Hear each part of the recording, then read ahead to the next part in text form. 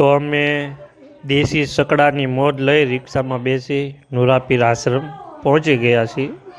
જય નુરાપીર દાદા. આ છે મોટા નુરાપીર આશ્રમ કોબાની જગ્યા. આપણે મંદિરમાં જઈ પૂરા મંદિરના દર્શન કરી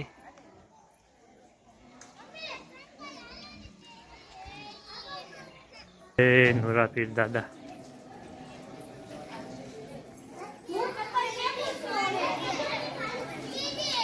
ભીમનાથ મહાદેવ.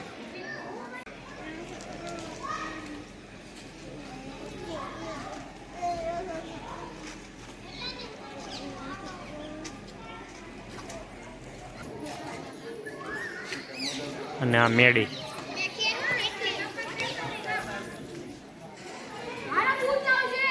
પરમ પૂજ્ય સંત શ્રી ગરીબદાસ બાપુની મેળી.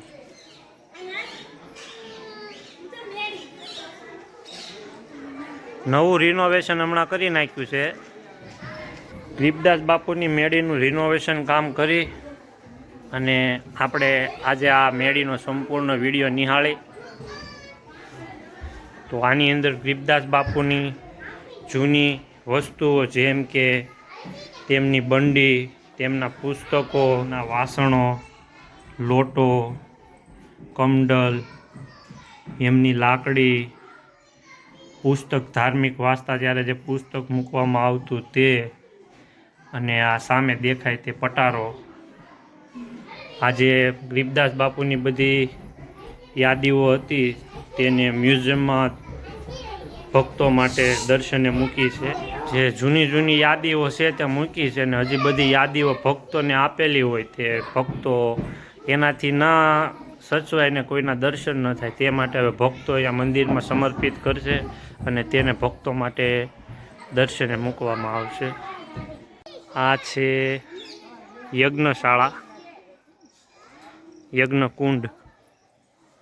જો ગરીબદાસ બાપુની ઘોડી કે જે દેવ થઈ ગઈ હતી તો તે ઘોડી પણ ભક્તોના દર્શન માટે મૂકવામાં આવી છે. ભીમનાથ મહાદેવનું મંદિર.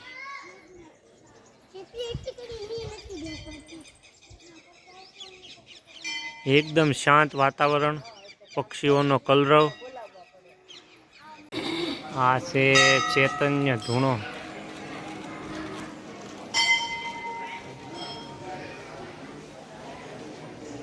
હે રામાપીર. આ નાનો કુઈ કયો કે કૂવો કયો, આ ગરીબદાસ બાપુએ એની જાતે ખોદેલો છે. આ છે આ કૂવો પ્રસાદી રૂપે અત્યારે.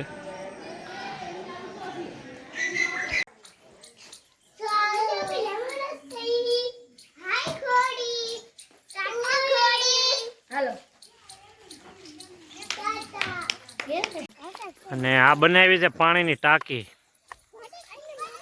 મંદિર તરફથી નાનો મોટો કાર્યક્રમ, માણસોનો વધારો હોય તો આ પાણી આમાંથી ગામને પૂરું પડી રહે એવડી છે. અને મંદિર તરફથી બનાવવામાં આવી છે ભવ્ય વિશાળ ટાંકી. હા લ્યો, જોઈ લ્યો. જો છે આ રસોડું. હા જો આ મોટા નુરાપીર આશ્રમનું રસોડું છે, જોઈ લ્યો. રોટલી બનાવે છે, શાક બનવાની તૈયારી છે. અહીંયા કઢી,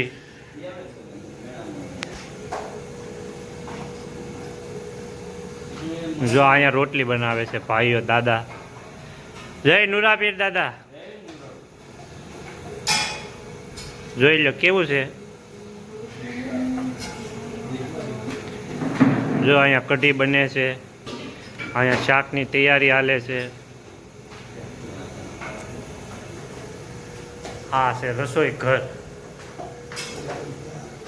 મોટા નુરાપીર આશ્રમ.